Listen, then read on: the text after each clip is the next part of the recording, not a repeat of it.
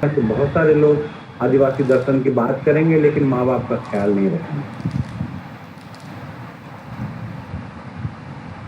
ऐसा दोगलापन हमारे व्यवहार में नहीं होना चाहिए। आदिवासी दर्शन में पुरखों का बहुत सम्मान है। वहां पर ईश्वर की अवधारणा राम, ईसा या अल्लाह के रूप में नहीं है, पुरखों के रूप में।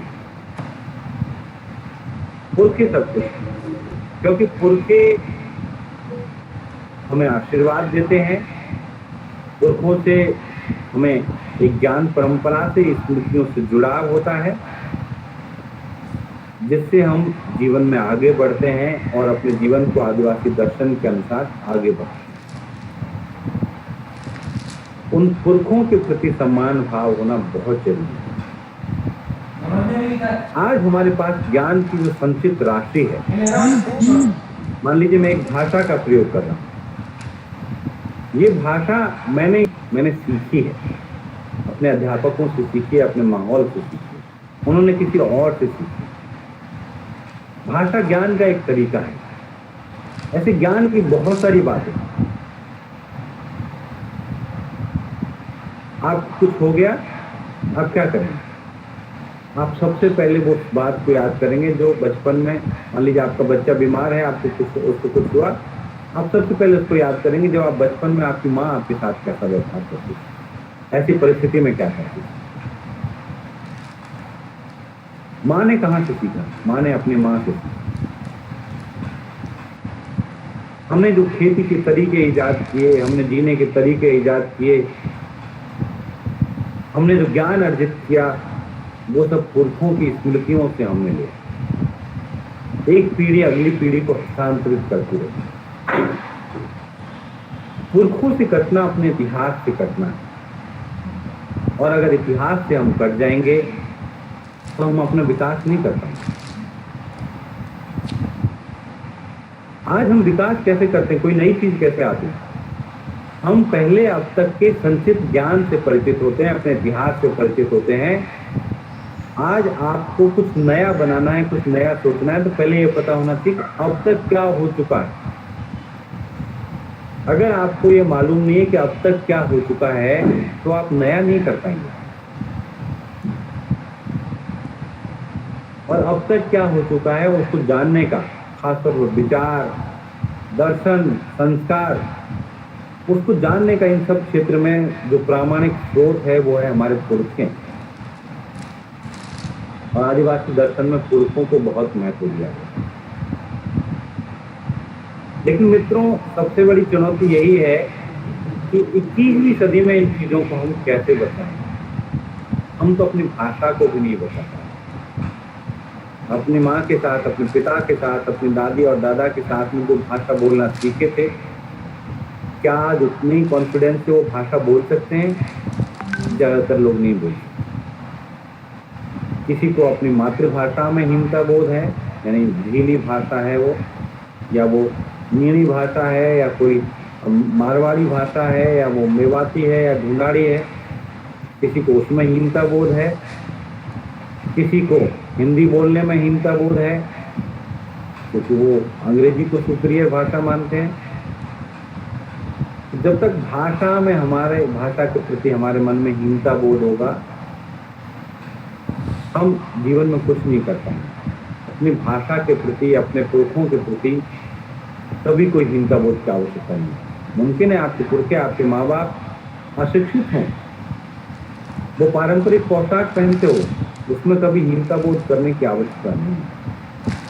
आपकी भाषा को बड़े बड़े एंकर और विद्वान ना समझते हो, लेकिन कभी उसमें हीनता बोध करने की आवश्यकता नहीं। और कभी दूसरी भाषा के प्रति भी कोई असमानता का भाव लाने की जरूरत नहीं। कई लोग क्या करते हैं कि अपनी भाषा के प्रति एक श्रेष्ठता बोध ऐसा विकसित कर लेते हैं, एक सुपीरियरिटी कॉम्प्लेक्स, कि मेरी भाषा सबसे अच्छी है, बाकी भाषाएं सबसे नहीं। आदिवासी दर्शन कहता है कि सभी भाषाएं अच्छी हैं, सभी भाषाओं को बचाया जाना जरूरी है। और मित्रों, आप में तो कुछ लोग जरूर जानते होंगे कि इस देश में इस वक्त 700 से ज्यादा जीवित भाषाएं हैं। इतनी भाषाओं को बचाने की हमारी जिम्मेदारी है। जो लोग परीक्षाओं की तैयारी करते हैं वो सोचते हैं 8वीं अनुसूची में 22 भाषाएं, तो वो मानते हैं 22 ही भाषाएं। कुछ लोग कहते हैं कि बाकी सब तो बोलियां हैं। नहीं, मेरा संबंध भाषा साहित्य से है। मैं पूरी जिम्मेदारी के साथ कह रहा हूँ कि इस देश में 700 से ज्यादा जीवित भाषाएं हैं। बहुत सारी भाषाएं खतरे में हैं, बहुत सारी भाषाएं मर गई, लेकिन आज भी 700 से ज्यादा जीवित भाषाएं अस्तित्व में हैं। और उन भाषाओं का बचना जरूरी है, क्योंकि भाषाओं में एक नॉलेज सिस्टम है, एक ज्ञान परंपरा। जैसे पुरखों का बचना जरूरी है, पुरखों से हम ज्ञान सीखते हैं, उस ज्ञान परंपरा से एक संबंध जोड़ पाते हैं, और वो संबंध जोड़ने का माध्यम भाषा होती है।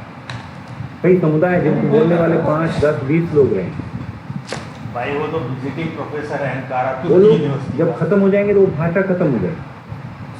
इसलिए उन भाषाओं को संरक्षित करना बहुत जरूरी है। अपने जो साथी जिनकी आदिवासी साहित्य में रुचि है, मागध क्षेत्र के जो निवासी हैं, आदिवासी भाषाओं में रुचि है, मैं उनसे कहूंगा कि अपने आसपास के लोकगीतों का, लोक कथाओं का संकलन करना शुरू करें। गलती हो गई यार, उनको यहीं बुला अपने बड़े बुजुर्गों से जो कुछ सीख सकते हैं, जो सुन सकते हैं। आजकल तो हर मोबाइल में ऑडियो रिकॉर्डिंग, वीडियो रिकॉर्डिंग, कल हमने रात को टेस्टिंग भी करी थी, ठीक था। ऑडियो रिकॉर्ड करिए, वीडियो रिकॉर्ड करिए। सुबह तो मेरे आपको लगता है कि मेमोरी भर जाएगी, वो काम नहीं कर रहा, तो आप ऐसा करिए, जो भी आप रिकॉर्ड कर रहे हैं यूट्यूब पे अपलोड करिए, मोबाइल में डिलीट कर दीजिए। यूट्यूब पर आपका जो ज्ञान है आपने संरक्षित किया है वो सुरक्षित रहेगा। आपको लगता है वो रिसर्च के लिए आप इस्तेमाल पब्लिक नहीं करना चाहते, तो आपको उसको अनलिस्टेड कर दीजिए, प्राइवेट कर दीजिए। आप चाहते हैं कि आपने बहुत महत्वपूर्ण ज्ञान संरक्षित किया है, आपने उसको इकट्ठा किया है, आप दूसरों के साथ साझा करना चाहते हैं, तो यूट्यूब का लिंक फेसबुक पर शेयर कर दीजिए, व्हाट्सएप पर शेयर कर दीजिए, दूसरों के साथ साझा करिए। और एक बार समझिए कि हमारी भाषाओं में पारंपरिक ज्ञान किस प्रकार का है। क्योंकि अंग्रेजी ज्ञान तो हमने बहुत प्राप्त कर लिया, उससे जितना हासिल करना था कर लिया। एक बार अपनी जड़ों की तरफ भी लौटिए। इसलिए मित्रों, अगर आदिवासी दर्शन को जानना है तो आदिवासी भाषाओं की भी तवज्जो समझ, और आपको आदिवासी साहित्य का अध्ययन भी करना पड़ेगा, क्योंकि आदिवासी दर्शन प्रामाणिक रूप में आदिवासी साहित्य में मौजूद है। आप देखते हैं कि आप आदिवासी समाजों में जाएंगे, आप कहेंगे जो बातें आप बोल रहे हैं वो ज्यादातर लोगों के अंदर नहीं मिलती। वो इसलिए नहीं मिलती क्योंकि आदिवासियों का पिछली 1-1.5 सदियों में बहुत तेजी से संस्कृतिकरण। संस्कृतिकरण क्या है कि समाज में जो ऊंचे समझे जाने वाले तबके हैं वो जैसा आचरण करते हैं, वैसा कुछ समय बाद में वो जो उनके संपर्क में नीचे समझे जाने वाले समुदाय वैसा आचरण करने लगते हैं। और हमारे बाहरी समाज के लोग आदिवासियों को नीचा समझते हैं अपने से, तो आदिवासियों के अंदर भी एक हीनता बोध आता है। फिर वो अपने आसपास जो दूसरे समुदायों के लोग हैं उनके जैसा आचरण करने लगते हैं, और कुछ समय बाद में वो खुद को क्लेम करते हैं, वही हम भी इनके जैसे। इस पूरी प्रक्रिया को समाज विज्ञानी M.N. श्रीनिवास ने संस्कृतिकरण कहा। तो संस्कृतिकरण की वजह से आदिवासी भी गैर आदिवासी जैसे आचरण अपनाने लगे। जैसे जब मैं पैदा हुआ तो मेरे माँ बाप ने इसकी कोई जरूरत नहीं समझी कि कोई वो कुंडली बनवाए, जन्म पत्री बनवाए, कुछ नहीं है मेरे पास। लेकिन आज कोई बच्चा पैदा होता है तो उसका नामकरण कराने के लिए, कुंडली बनाने के लिए, उसकी जन्म पत्री बनाने के लिए और लग जाएगी, पहुंच जाएंगे पंडित जी। अब से 20-30 साल में इतना फर्क आ गया, तो 100-150 सालों में कितना फर्क आया होगा। आप नया घर लेते हैं, उसका गृह प्रवेश करवाएंगे और फिर क्या क्या ताम झाम करेंगे। ये व्रत आ गया, ये फल आ गया, हमारे जीवन में अंधविश्वास और कर्मकांड होते चले जाते, चाहे गैर आदिवासी हो या आदिवासी। संस्कृति करने सबको एक दूसरे की बुराइयों को एक दूसरे में घुसा दिया। तो संस्कृतिकरण से पहले का जो दर्शन है, जो मौलिक रूप से जिसको आदिवासी दर्शन आप कह सकते हैं, जिसके बारे में जिसकी विशेषताएं मैंने आपको बताई, उन सबको आपको जानना है तो आपको आदिवासी साहित्य में जाना है, आदिवासी भाषाओं में जाना पड़ेगा, क्योंकि वहां पर वो अछूता है, मौलिक। और 21वीं सदी में आपको इन सब चीज़ों को बचाना है। अपनी अगर पूरी दुनिया को बचाना है, पूरी सृष्टि को बचाना है, तो इन चीज़ों को अपने जीवन में लाना पड़ेगा। मैं ये नहीं कहता कि आप अपना घर बार छोड़ करके और सन्यासी हो जाइए, अपने जो बैंक बैलेंस है उसको लुटा दीजिए किसी को, अपने प्लॉट को आप दान कर दीजिए, ये नहीं कह रहा मैं। लेकिन जो एक अंधी होड़ है और ज़्यादा अर्जित करने की, एक अंधी होड़ है सामने वाले के ऊपर शासन करने की। आप आत्मालोचन करिए, अपने आप अंदर झांक कर देखिए। हम सब के अंदर, हमारे डीएनए में बाय डिफेक्ट एक बाय डिफॉल्ट एक डिफेक्ट आ गया है कि हम दूसरे सामने वाले व्यक्ति के ऊपर शासन करना चाहते हैं। इस प्रवृत्ति पर नियंत्रण करिए। यही सब आदिवासी दर्शन है। किसी को असुंदर मत कहिए, कोई भी असुंदर नहीं, सब खूबसूरत है। मैंने कहा कि नारीवाद या फेमिनिज्म जिस तरफ अब बढ़ रहा है, वो सब चीजें आदिवासी दर्शन पहले से मौजूद है। आप किसी भी आदिवासी भाषा का गीत उठा के देख लीजिए पुराना, उसमें भद्दा या सुंदर जैसी कोई चीज नहीं है। सब कुछ सुंदर है, प्रकृति, मनुष्य, सब कुछ सुंदर है, सारे प्राणी, और सभी को बचाना जरूरी है। हम अपने जीवन में थोड़ा थोड़ा आदिवासियत लाएंगे तो शायद हमारा जीवन ज़्यादा खूबसूरत, ज़्यादा बेहतर होगा और हमारा समाज ज़्यादा प्रगति करेगा। क्योंकि प्रगति का असली माने ये नहीं है कि एक व्यक्ति के पास बहुत सुविधाएं हो गई, एक व्यक्ति की या एक समूह की प्रगति हो गई। प्रगति का माने है कि हम सब लोग आगे बढ़ सके, पूरा समूह आगे बढ़ सके, पूरा समाज आगे बढ़ सके, पूरा देश आगे बढ़ सके और पूरी दुनिया आगे बढ़ सके। जिस लोकतंत्र की हम बात करते हैं और जिस पे हम गर्व करते हैं, अगर वो लोकतंत्र समावेशी नहीं हो, उसमें सभी तबकों की हिस्सेदारी नहीं होगी, तो वो लोकतंत्र भी अपने आप में बेकार है।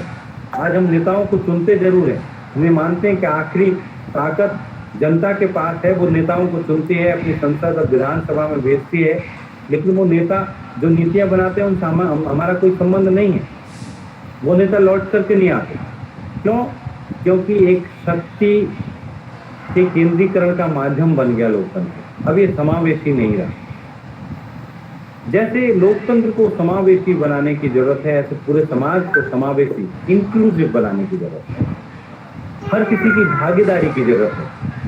कोई नया व्यक्ति आता है, कोई आपके समाज का, आपके इलाके का भील आता है, उसका स्वागत करिए। भाई उसको 4-5 बार डाल दे। ये नहीं कह रहे ये कौन आ गया, कहाँ से जंगल से उठ के आ गया, ये भाव मत रखिए। उसका स्वागत करिए, गले लगाइए उसको। अगर आप सोचिए कि पूरी दुनिया में, पूरे आपके घर में, आपके आसपास सिर्फ एक रंग होगा तो आपको कैसा लगेगा? आपको मान लीजिए पिंक पसंद है, आपको ब्लू पसंद है, आपको कोई और रंग पसंद है, लेकिन एक ही रंग अगर आपके सामने रहेगा तो आप बोर हो जाएंगे, आप परेशान हो जाएंगे। इसलिए इस दुनिया का इंद्रधनुषी होना जरूरी है। इस लोकतंत्र का, इस समाज का समावेशी होना जरूरी है। सभी को आने दीजिए, सभी का स्वागत कीजिए, तभी हम एक बेहतर दुनिया का निर्माण कर पाएंगे।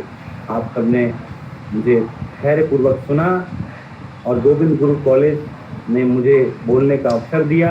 आप सबका हृदय से आभार, बहुत बहुत धन्यवाद। अगर कुछ साथियों के कोई सवाल हैं तो सवाल पूछ सकते हैं। धन्यवाद। बहुत बहुत शुक्रिया सर। जैसा कि उम्मीद थी उससे बढ़कर आपका प्रेजेंटेशन रहा है और हमेशा से रहता है, इसमें कोई दो राय नहीं है। तो इस क्षेत्र के लोगों को निश्चित रूप से पहली बार आपकी भाषा और कौशल का परिचय प्राप्त हुआ, इसलिए आपको बहुत बहुत धन्यवाद, आभार। मैं अपने साथियों से निवेदन करूंगा कि अगर चैट बॉक्स में आपके लिए कोई प्रश्न वो डाल रहे हैं या पूछना चाहते हैं तो निश्चित रूप से उनका बहुत बहुत स्वागत है। तो मैं भी अपने साथियों से चैट बॉक्स चेक करवाऊंगा। निवेदन यही किया था कि जो भी प्रश्न हो वो चैट बॉक्स के माध्यम से पूछे जा सकते हैं। हमारे साथ थोड़ा बने रहिए सर। हाँ, मैं बना हुआ हूँ। अगर तुरंत सवाल आते हैं तो मैं उससे रेस्पॉन्ड करने की कोशिश करूँगा। जी जी सर। शक्कर जी, कोई चैट बॉक्स चेक करना, सवाल है क्या किसी का? मैं देख रहा हूँ। हो तो मेरे को अति सुंदर व्याख्यान, बहुत अच्छा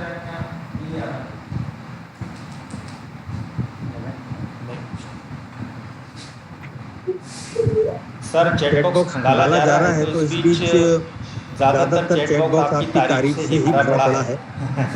प्रशंसा से ही भरा पड़ा है, क्योंकि एक इस तरह का अपने आप में पहला अवसर है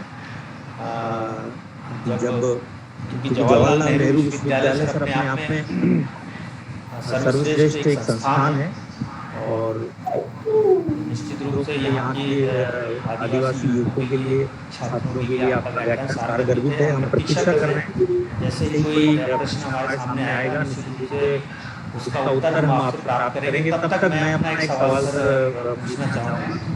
हाँ जी, चर्चा कर लेते हैं।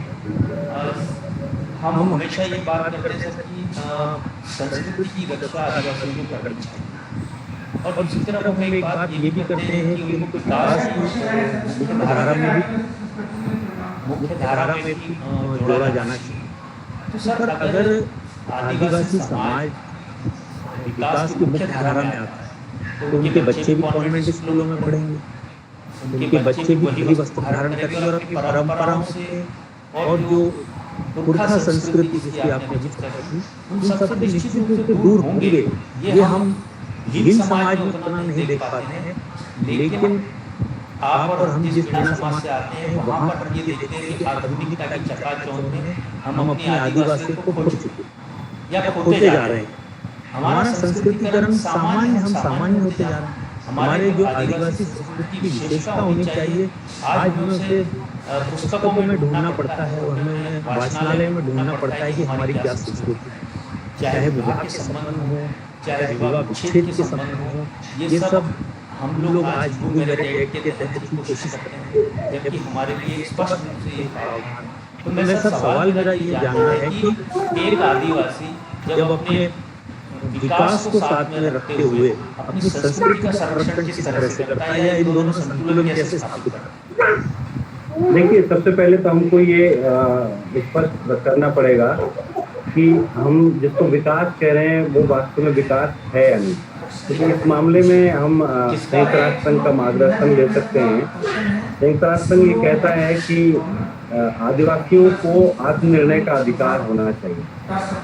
हमारा संविधान भी ये कहता है, जिसमें 5वीं और 6ठी अनुसूची बनाई गई और ट्राइबल एडवाइजरी काउंसिल का प्रावधान किया गया।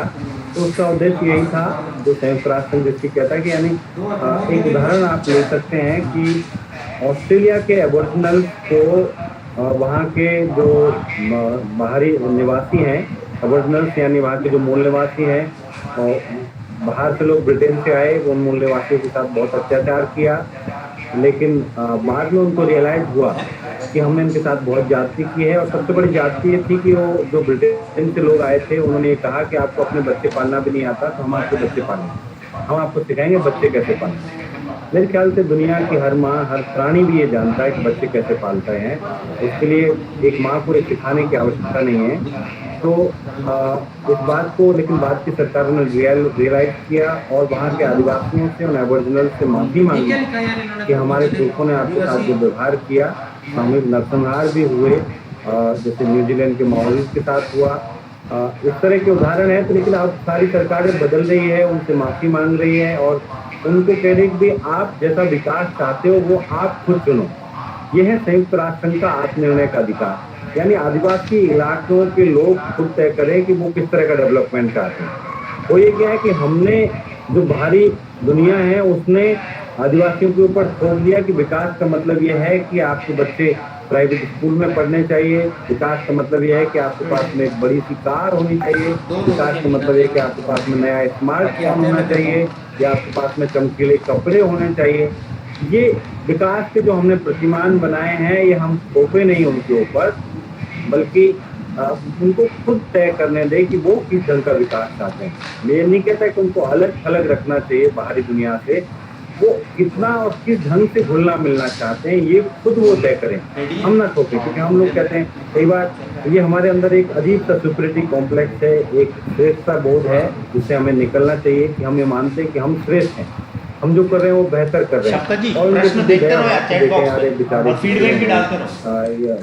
कोई कहता है कि अरे देखो जंगलों में ही पड़े हुए हैं अभी तक, अरे भाई, आप क्यों चिंतित हो रहे हो? आप मत चिंतित होइए, आपकी चिंता की आवश्यकता नहीं, क्योंकि आप उनके ऊपर जो दया भाव करेंगे, आप उनको अपने ढंग से दीक्षित करेंगे, उसकी जरूरत नहीं है। आप अपने ढंग से आप अपनी संस्कृति आरोपित करेंगे, अपने मूल्य आरोपित करेंगे, इससे बेहतर मूल्य उनके पास है, बेहतर स्त्री पुरुष संबंध, बेहतर सामाजिक संबंध उनके पास है। तो आप उनके ऊपर अपने विचारों को, अपने संस्कारों को थोपिए नहीं, क्योंकि विकास का मॉडल निकलेगा आदिवासियों के लिए, वो आदिवासियों के बीच से निकलना चाहिए। बाहरी समाज के विकास के मॉडल की उनको दरकार शायद नहीं। जी शुक्रिया सर। एक सवाल और आया है। ये सवाल है मीना जैन की तरफ से। मैं पढ़ देता हूँ।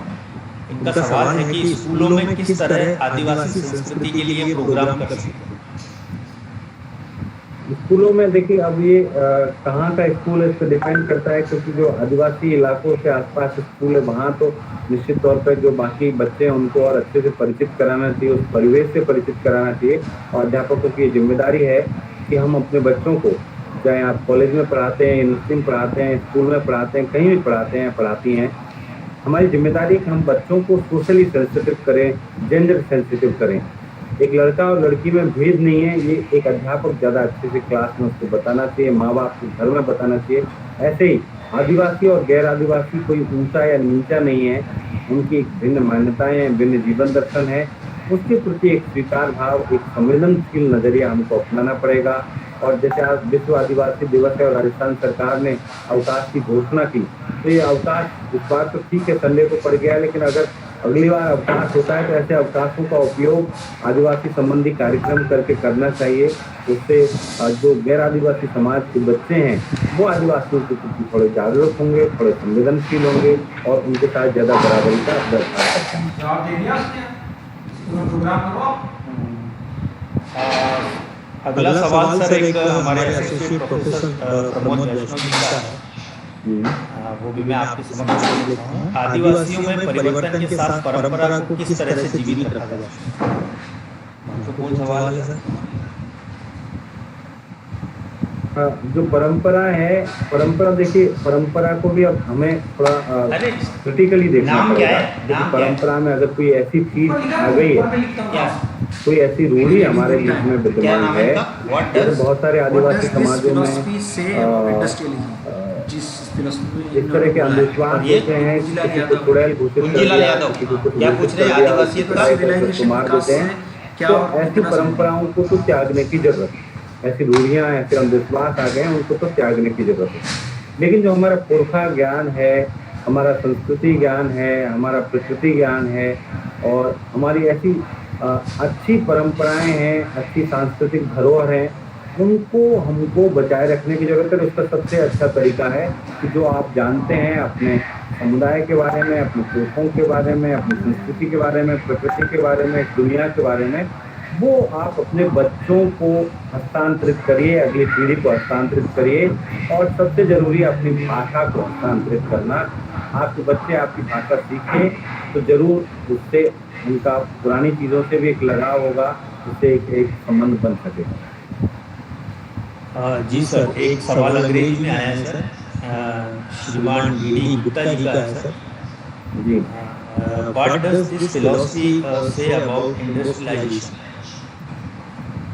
This philosophy is against any kind of industrialisation. ये दर्शन हर तरह के औद्योगिकरण के खिलाफ है, क्योंकि आप देखेंगे दलित दर्शन में और आदिवासी दर्शन में एक बहुत बड़ा फर्क है ये। क्योंकि जो इंडस्ट्रियलाइजेशन है, पूंजीवाद है, भूमंडलीकरण है, ये सारे ऐसे कॉन्सेप्ट है जो जाति की दीवार को कमजोर करते हैं, पदानुक्रम को कमजोर करते हैं, पेशों को चुनने का अवसर देते हैं। अगर आप मॉल में जाएंगे तो कोई आपकी जाति नहीं पूछेगा, आप जो चाहे वो खरीद सकते हैं। तो एक हद तक दलित समाज को लिबरेट करते हैं। लेकिन आदिवासियों के लिए ये जो औद्योगिकरण है वो उसने सबसे ज़्यादा नुकसान पहुंचा है।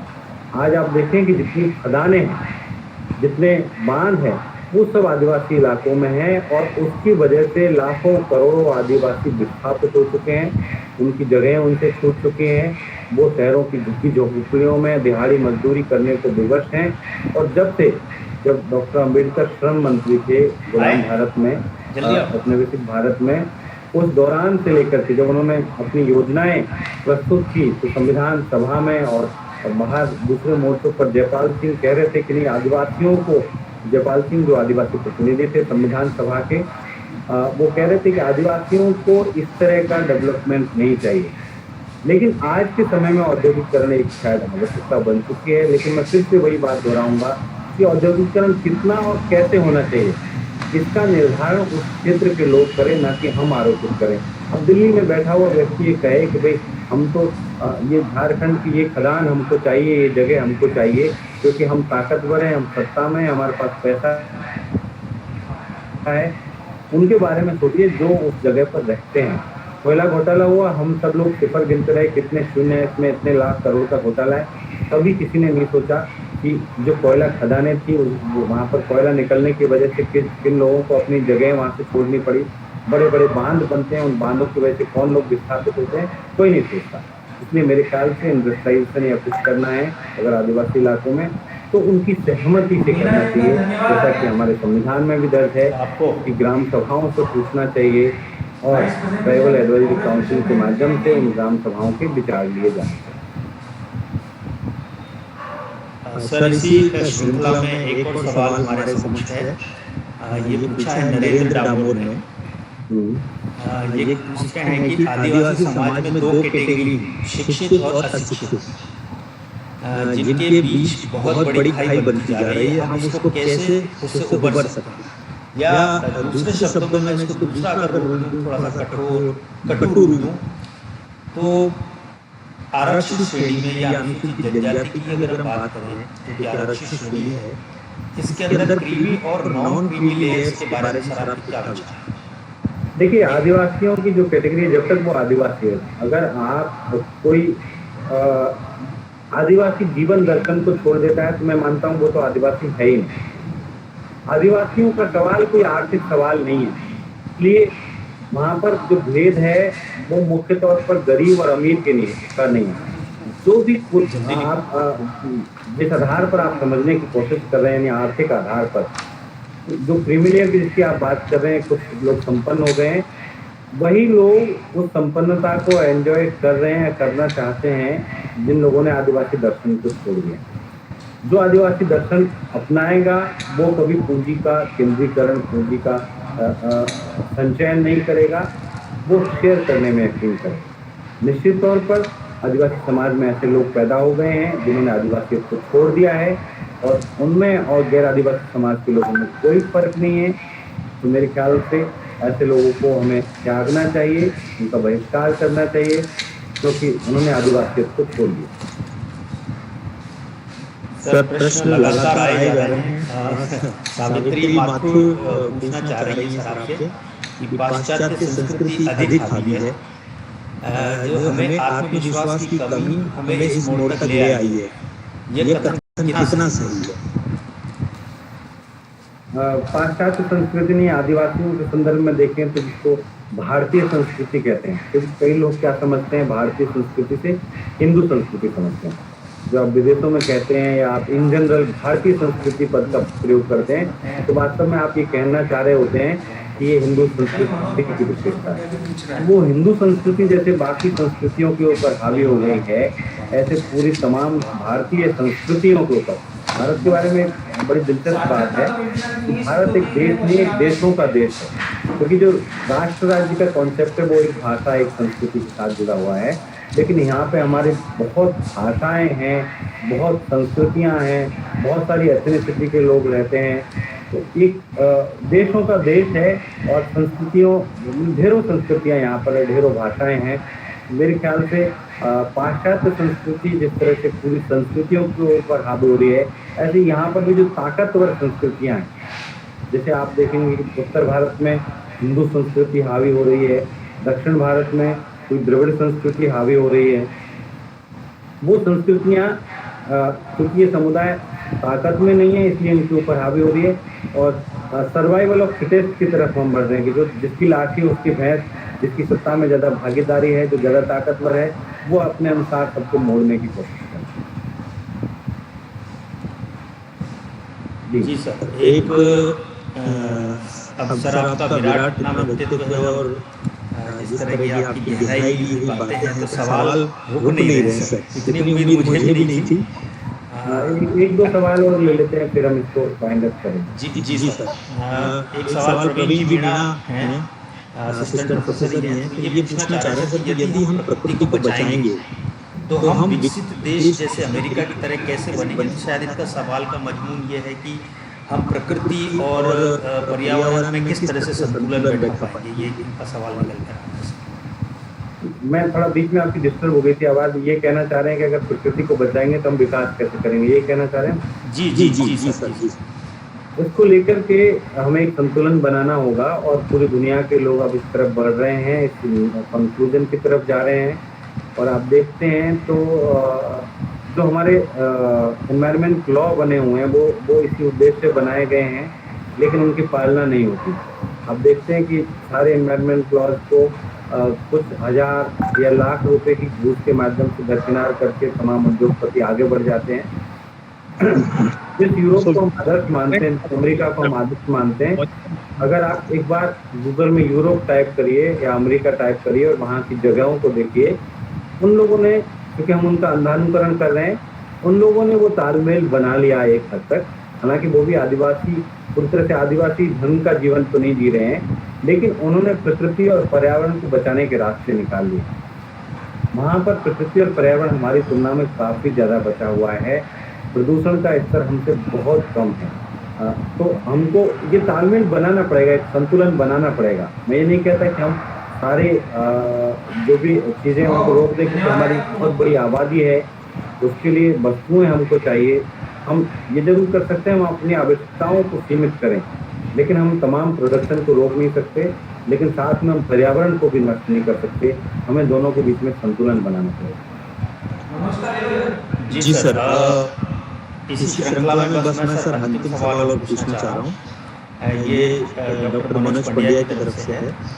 इनका सवाल है सर कि जनजाति में रोजगार और शिक्षा उपरांत बनते जा रहे वर्गों से समाज में कैसे सामंजस्य बनेगा और समाज का सुख कैसे होगा। हाँ, ये खामी है। मैंने आपको बताया कि लेकिन ये सिर्फ आदिवासी समाज की खामी नहीं है। ये खामी कहाँ से सीखी है? इससे पहले आप देखें तो इससे पहले इतनी बड़ी खामी नहीं थी। जब लेकिन कोई आदर्श स्थिति भी नहीं थी कि सब लोग अशिक्षित थे। लेकिन जैसे जैसे बाहरी समाज के संपर्क में आदिवासी आते हैं, आप ये सोचिए कि मेरे पिता तो नहीं जानते थे फिक्स डिपॉजिट क्या होता है, उन्होंने कभी जीवन में कोई फिक्स डिपॉजिट नहीं किया। लेकिन मैं बाहरी समाजों के संपर्क में आके मुझे लगता है कि मुझे थोड़ा धन संचय करना चाहिए। मुझे जो भी ताकत की चीज़ें हैं जिनसे ताकत दिखती है, जैसा एमएलए का या एमपी का चुनाव लड़ने से ताकत मिलती है, बड़ी गाड़ी होने से ताकत मिलती है, बड़ा पद होने से ताकत मिलती है, आपके पास अच्छा बैंक बैलेंस है उससे ताकत मिलती है, आपके बहुत सारे कॉन्टैक्ट है उससे ताकत मिलती है। तो ये सारी चीज़ें, क्या आप दूसरे पर राज करने की जो प्रवृत्ति है, दूसरे को दबाने की प्रवृत्ति है, इससे भी ताकत बढ़ती है। ये सारी चीज़ें जो संस्कृतिकरण की प्रक्रिया में बाहरी समाजों से सीख रहे हैं आदिवासी, इस प्रक्रिया में निश्चित तौर पर वो अपने ही साथ के, अपने ही समाज के, अपने ही समुदायों के लोगों से दूर हो रहे हैं और एक खाई तो निश्चित तौर पर पैदा हो रही है। और जल्दी इसको हमको एड्रेस करना पड़ेगा, इसको सुलझाना पड़ेगा, नहीं तो अंदर में एक विभेद पैदा होगा, तो ये पूरे समुदाय के लिए, पूरे देश के लिए शायद शुभ नहीं होगा। जी सर, सवाल तो सर बहुत हैं, लेकिन शायद समय इतना निश्चित रूप से आपके पास नहीं होगा। तो मैं परिचित आपकी व्यस्तता से सर मैं आभार के रूप में बहुत बहुत धन्यवाद ज्ञापित करता हूँ और उम्मीद करता हूँ कि सर आगे भी आपका आचार्य हमें प्राप्त होगा और प्रकृति सामंजस्य, आरक्षण, हर तरह के मुद्दे पर सर आपने कुछ जवाब दिए। हर चीज़ को बहुत गहराई से इस बागड़ अंचल तक पहुँचाया। इसके लिए मैं आपका हृदय से, स्वयं अपनी तरफ से और इस महाविद्यालय की तरफ से और इस पूरे बागड़ अंचल की तरफ से आपका हार्दिक धन्यवाद और ज्ञापित करता हूँ। और उम्मीद करता हूँ सर कि भविष्य में निश्चित रूप से आप व्यक्तिगत रूप से फिजिकली, आज जो सोशल डिस्टेंसिंग की बात हो रही है, इसके उल्लंघन में कोविड-19 के बाद निश्चित रूप से आप यहाँ पधारेंगे। पहले भी हमने प्रयास किया था, लेकिन सफल नहीं हो पाया। लेकिन पूरी आशा के साथ हम सर आपको विदा कर रहे हैं कि आप सशरीर हमारे बीच उपस्थित हो और आपके ज्ञान से हम प्रत्यक्ष रूप से परिचित हो पाए। बहुत बहुत धन्यवाद सर, पॉलिसी की तरफ से, मेरी तरफ से, सभी आपका धन्यवाद और सभी साथियों का धन्यवाद। और मैं बिल्कुल आना चाहूँगा, बांसवाड़ा मुझे आना ही है। जी। और मैं अभी मानगढ़ धाम भी नहीं जा पाया हूँ, वहाँ पे भी मुझे आप लोगों के साथ जाना है। बिल्कुल सर। और आपने मुझे सुना और धैर्य से सुना, और मेरी मैं देख रहा हूँ दीनदयाल जी और कई साथी हैं जिनकी असहमतियाँ भी हैं, मैं उनकी असहमतियों का सम्मान करता हूँ। जी। और ये ऐसे विषय जिन पर हम लंबी बात कर सकते हैं। फिर एक सेशन रखेंगे कभी जिसमें विस्तार से एक एक मुद्दे पर हम बात करेंगे। आप सब ने मुझे सुना, उसके लिए बहुत बहुत धन्यवाद। आमंत्रित किया, आयोजकों का धन्यवाद, सभी वॉलंटियर्स काम कर रहे हैं उनका धन्यवाद, उन्होंने सब कुछ मैनेज किया। और अगर इसकी आपने वीडियो रिकॉर्डिंग की हो, अगर रिकॉर्डिंग है तो उसको साझा करिएगा। जी सर। धन्यवाद। धन्यवाद सर, बहुत बहुत।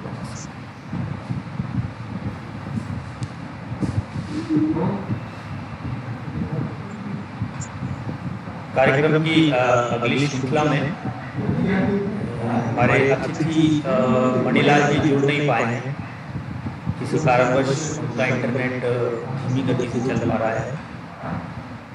लेकिन आज हमारे साथ एक और धन्य विद्वान उपस्थित हैं इस समय, तो मैं उनसे प्रार्थना करूंगा कि वो अनम्यूट होकर हम सबके बीच में अपनी बात को रोकने के लिए मैं आपको आमंत्रित करता हूँ।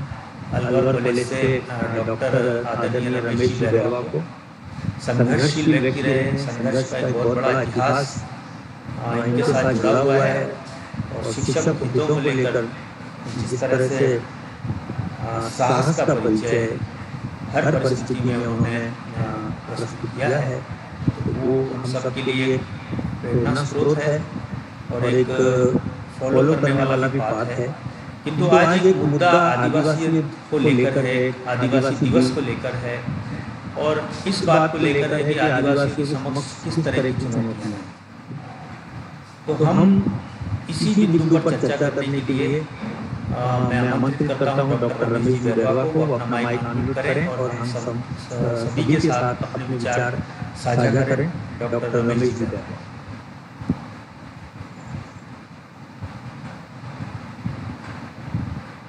रमेश जी सर। जी आइए सर। आवाज आ पा रही है? जी सर, बिल्कुल आवाज आ रही है। तो डॉक्टर महेंद्र मीना सहित उनकी तमाम जो टीम के सदस्य है, कॉलेज प्रशासन, जिन्होंने इसको इस बेहतरीन आयोजन को अंजाम दिया है अंतर्राष्ट्रीय आदिवासी दिवस के अवसर पर, मैं सबसे पहले तो आप सभी को इस मौके पर बधाई देना चाहता हूँ। और मैं सुन रहा था डॉक्टर गंगा साहेब मीना जी को, वो मेरे जूनियर भी रहे हुए हैं जेएनयू में। खुशी होती है जब अपने साथी को, और मेरे पड़ोस के गांव के हो रहे हैं, गंगापुर सिटी के पास में सेवा गांव के हैं और मैं जीवली गांव का हूँ। ये भी एक रीजनल एक्टिविटी है। तो खुशी होती है कि एक बेहतरीन बुद्धिजीवी हमारे बीच में है साथियों। लेकिन जैसा डॉक्टर गंगा साहब मीना जी दीनदयाल गुप्ता जी के लिए कह रहे थे कि उनकी असहमतियाँ हैं, असहमतियों के साथ में भी सहमति होती है। तो वो जो उनका पूरा फोकस रहा है, जैसा मैं इस टॉपिक को समझ पाया हूँ। आवाज़ आ रही है साथियों के पास? जी सर, जी सर, आवाज़ आ रही है। तो मेरी भी डॉक्टर गंगा साहब मीना जी से असहमतियाँ हैं। वो इसलिए कि जब पूरी दुनिया को हम देखते हैं आज, पूरी दुनिया एक ग्लोबल जो विलेज कह दीजिए, ऐसे दौर से गुजर रही है। बिल्कुल इंटीरियर तक वो वैल्यूज़ जिनको हम एक पॉलिटिकल साइंस की भाषा में, इकोनॉमिक्स की भाषा में कैपिटलिस्ट वैल्यूज़ बोलते हैं, चाहे वो इंडस्ट्रियलाइजेशन के हो, अर्बनाइजेशन के हो या प्राइवेटाइजेशन के, वो तमाम ऐसे वैल्यूज़ जिनके पूरे जड़ में प्राइवेट प्रॉफिट है, निजी मुनाफा कमाना होता है, निजी संपत्ति का विचार होता है, वो ऐसे वैल्यूज़ है जो हावी हो चुके हैं पूरे समाज पर, पूरी दुनिया पर। एक लाइन में हम कहें तो आज पूरी दुनिया में जो डेवलपमेंट का जो मोड ऑफ जो लिविंग है, उसका डोमिनेंट जो मोड है वो एक कैपिटलिस्ट मोड है। और जब हम आदिवासी दर्शन को या आदिवासियत को इस कॉन्टेक्स्ट में समझने की कोशिश करते हैं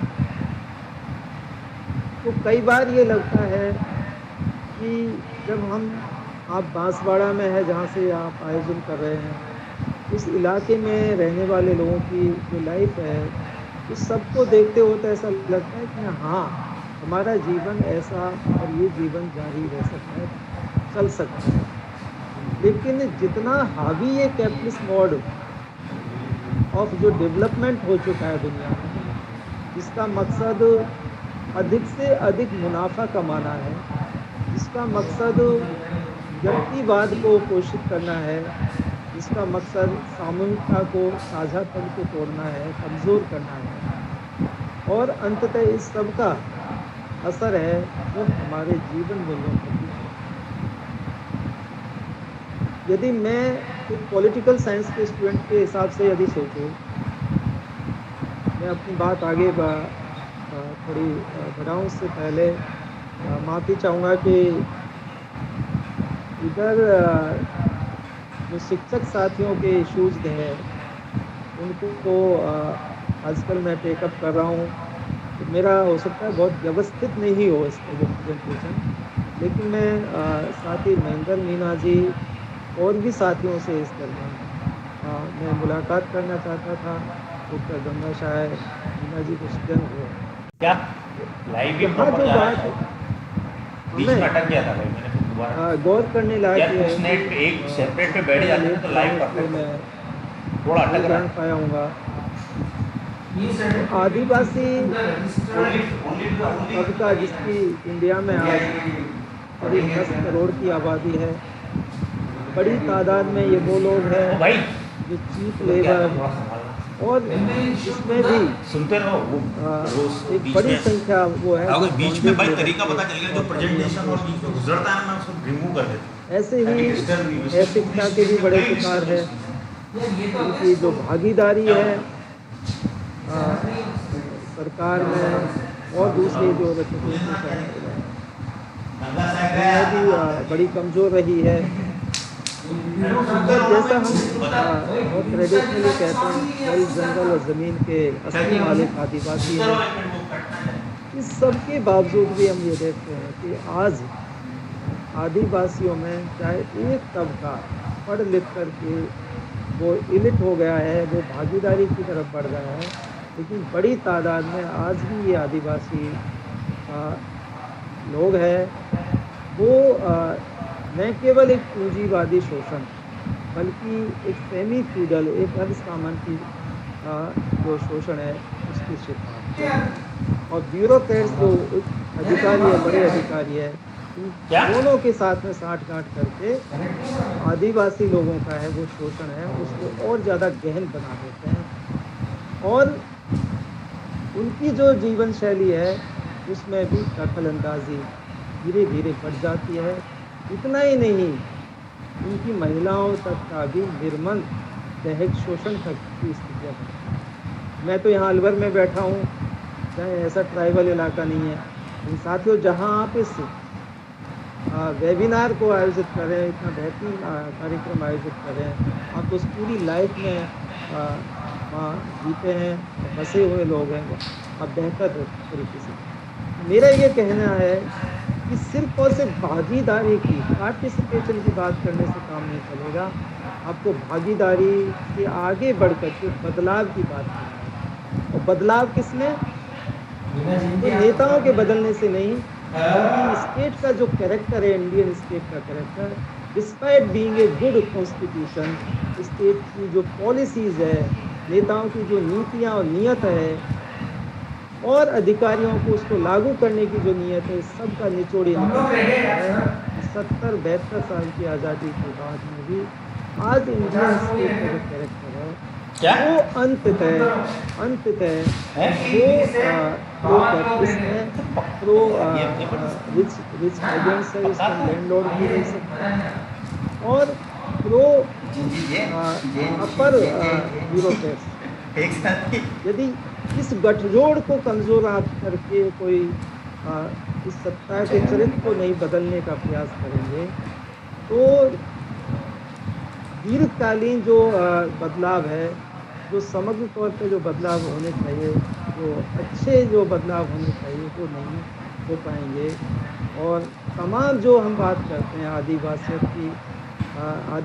की अपनी संस्कृति की, उसके बावजूद भी उनका जो शोषण है, उनका जो एक्सप्लोटेशन है, उनकी जो मार्जिनाइजेशन है वो कमोबेश कायम डॉक्टर रमेश बैरवा, डॉक्टर रमेश बैरवा। कायदेसन बोला है, संस्कृतिकरण अरे, बोला है, संयुक्त सचिव है, सस्पेंड है, भी बोल रहे थे, रुकता का। उनके प्रति भी लेकिन सचेत होना होगा।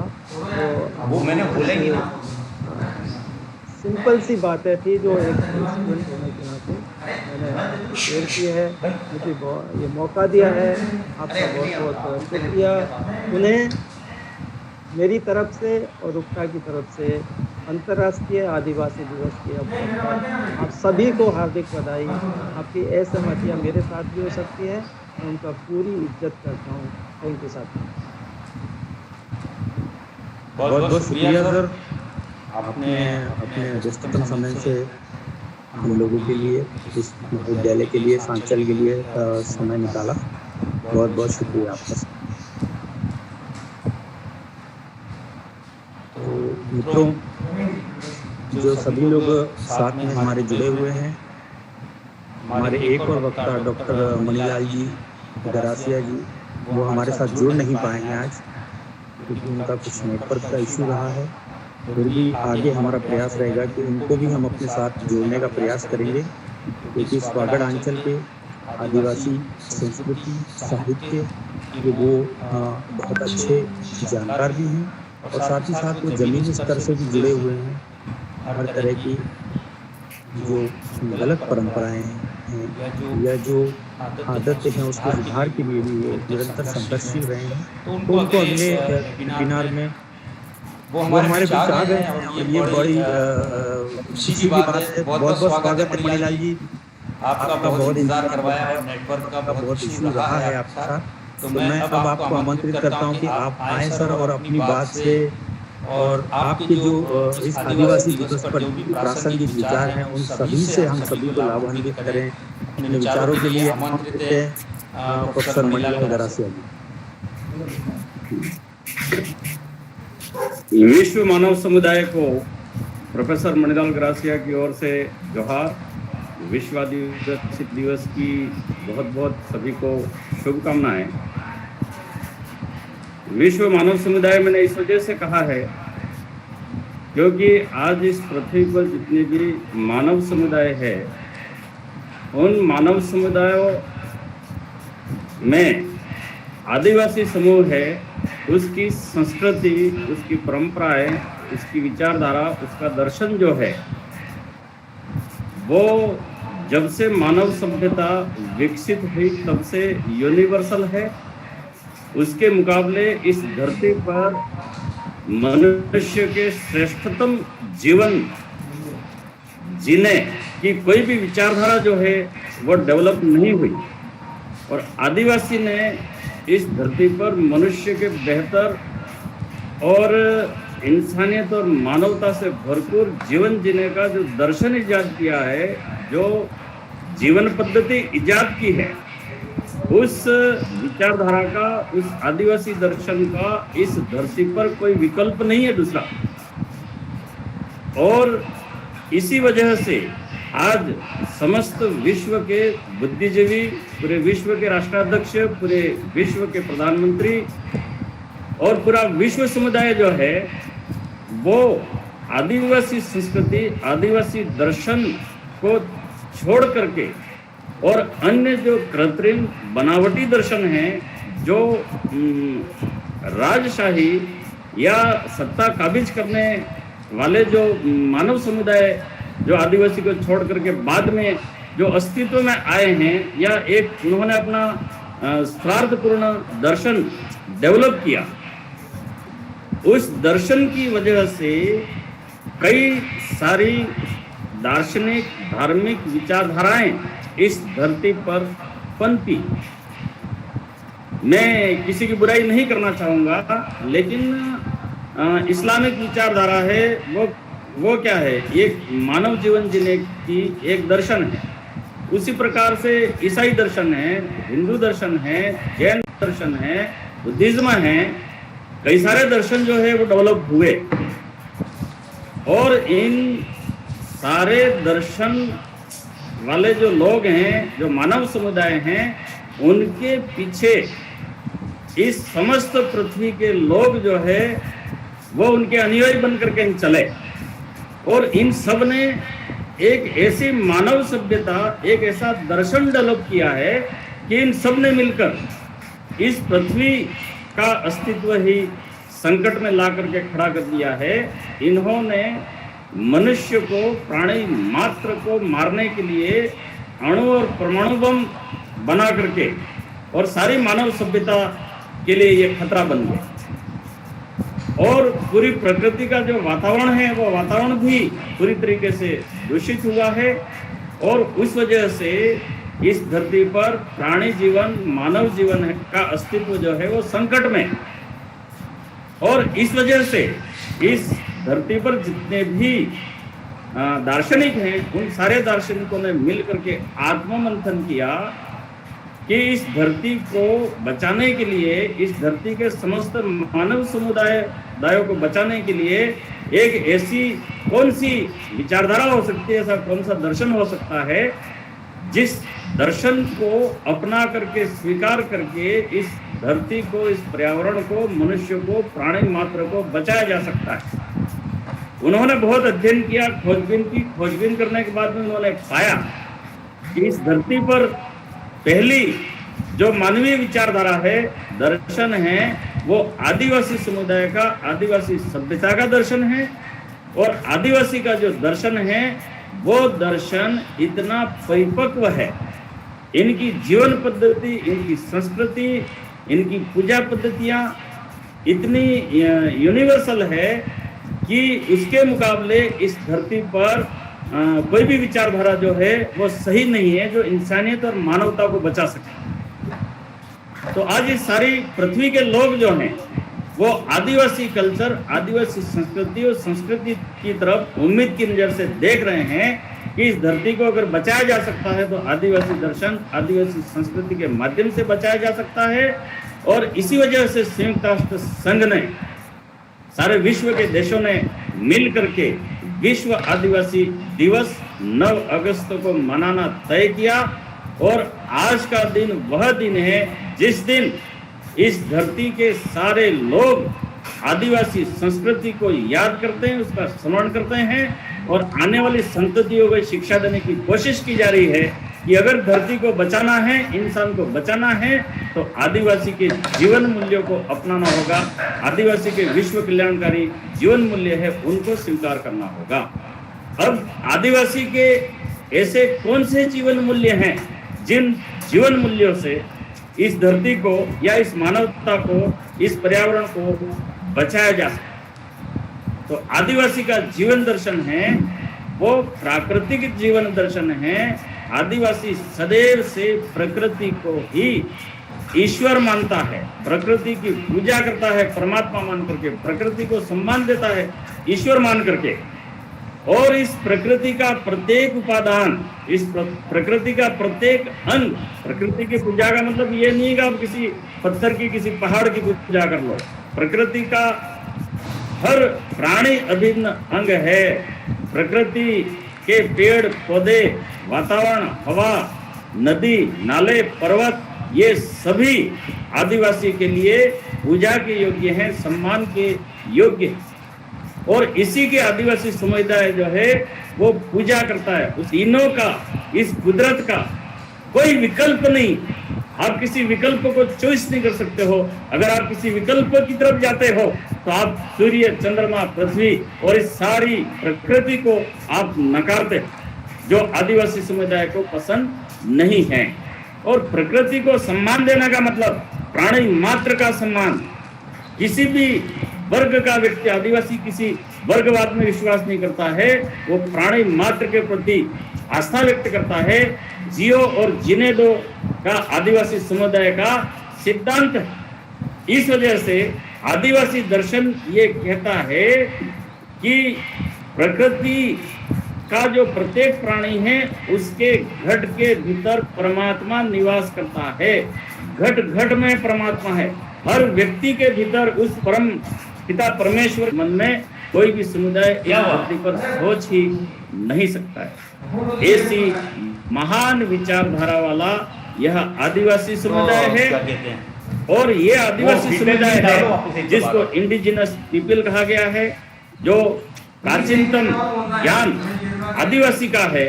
उस प्राचीनतम ज्ञान के आधार पर अगर इस धरती के लोग चलते हैं तो उनका जीवन, उनका भविष्य जो है वो उज्जवल हो सकता है। लेकिन कुछ स्वार्थी तत्व हैं, स्वार्थी विचारधारा के लोग हैं, जो सत्ता लोलुप हैं, जो अपने सत्ता सुख की वजह से आदिवासी इस समुदाय की जो मानव हितकारी, मानव कल्याणकारी जो विचारधारा है, उस विचारधारा के स्थान पर प्रकृति के असीमित दोहन की विचारधाराओं को लेकर के जो लोग आए हैं, जो जंगलों में, पहाड़ों में, पर्वतों में आदिवासी समुदाय अपनी तमाम प्रकार की मानवीय गुणों के साथ में निवास कर रहा है, उस मानवीय समुदाय को पहाड़ों पर्वतों से निकाल करके और बाहर करना। और कुछ पूंजीपति लोग जो हैं वो अपने स्वार्थों के लिए आदिवासी के जल, जंगल, जमीन पर जो आदिवासी समुदाय का अधिकार है उससे वंचित कर रहा है। और इस वजह से थोड़ी बहुत टकराव की परिस्थितियां भी अभी समस्त विश्व में आदिवासी समुदाय और गैर आदिवासी समुदायों के बीच में बनी है। लेकिन यह जो टकराव है वो गैर आदिवासी समुदाय आदिवासी के जंगलों पर अतिक्रमण कर रहा है, आदिवासी की खेती पर अतिक्रमण कर रहा है, आदिवासी के प्राकृतिक जो रिसोर्स हैं उनके ऊपर अतिक्रमण कर रहा है। और पूंजीपति लोग जो हैं वो संविधान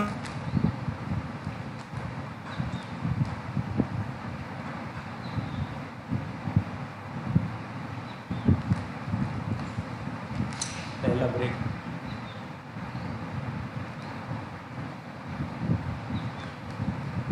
शायद सर के थोड़ा सा नेटवर्क में इशू है। हम लोग इंतजार करेंगे उनके रिकनेक्ट होने का।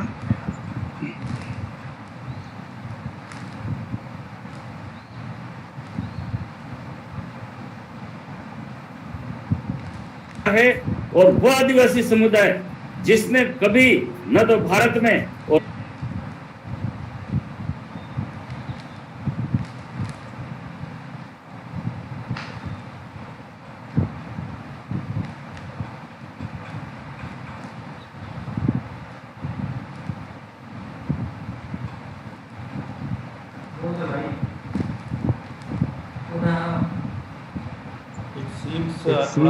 थोड़ा सा ऐसा लगता है कि नेटवर्क इशू है।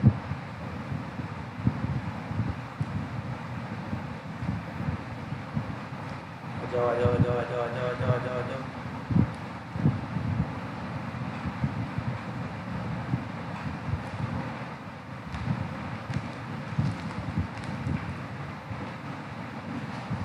मैंने इसमें ये जो होस्ट है वो कैसे बने उसमें लिंक से जाके डायरेक्ट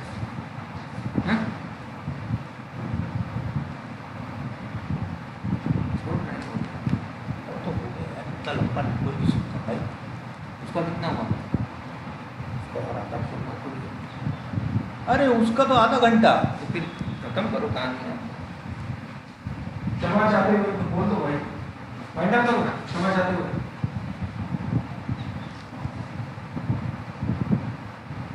क्या मणिलाल जी कहाँ चले गए? हाँ वो है कि नहीं शायद प्रतीत हो रहा है कि मणिलाल जी के पुनः इंटरनेट का इशू आ गया है। तो इसके साथ ही आप